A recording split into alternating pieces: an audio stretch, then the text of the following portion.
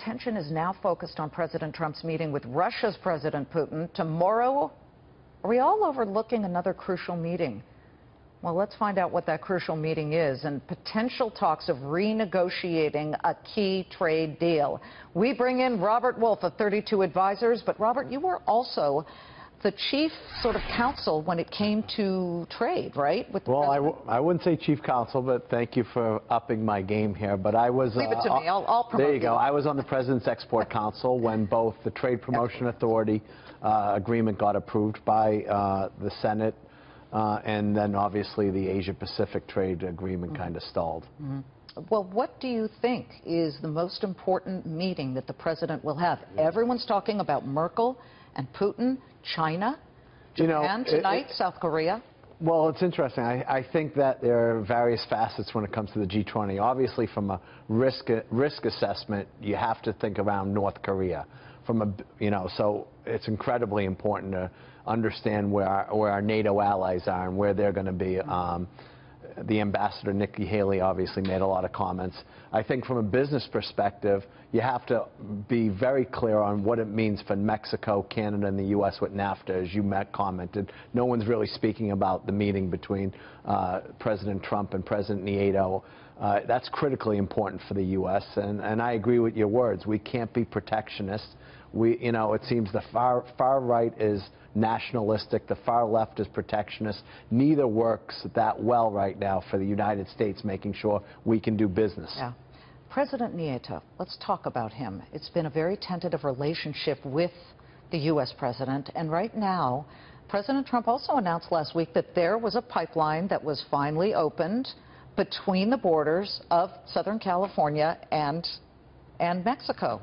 I mean, that's a trade, isn't it? I mean, it's an energy pipeline. Listen, it's clear. I met President Nieto before. He is an incredibly smart, talented guy. Listen, we don't want to put a moat around the United States. We want fair trade. I think that, I was for the Asia-Pacific trade agreement. My feeling is it's critical that the U.S. enhances our manufacturing. We need to get our businesses doing business all around the world. And I get incredibly concerned when I see that Merkel is meeting with the premier and talking to China, and they're talking to Russia. You don't want to be cut out of some of the most important meetings on where business gets done. Let's talk about what the president said in Poland earlier. We want to provide energy to Eastern European nations who feel that they are stuck and they are beholden to Russia. Russia can cut them off as they did Ukraine, right and left, willy-nilly. And that is a weapon of sorts, is it not? There's no question. I think that... I mean, it's good that he's using our energy as a weapon. Yeah, listen, there was a time where everyone thought Ukraine was going to enter the Eurozone, but not for the threat of Russia cutting them off of energy. So there's no question that that threat of Russia's capability holds loud to all of its neighboring countries. That being said, right now, the U.S. is, for the most part, energy independent. We now have over 50% of our energy coming within the United States. That's been a dramatic change over the last decade for us. So we now have the ability to, obviously export LNG. I think that's incredibly important. Certainly from fracking and everything going on, we have enough capability to do a lot of amazing things. Shouldn't we be doing that by now? Because I know that President Obama proved that for certain nations, Mexico among them. Yeah. But that was several years ago.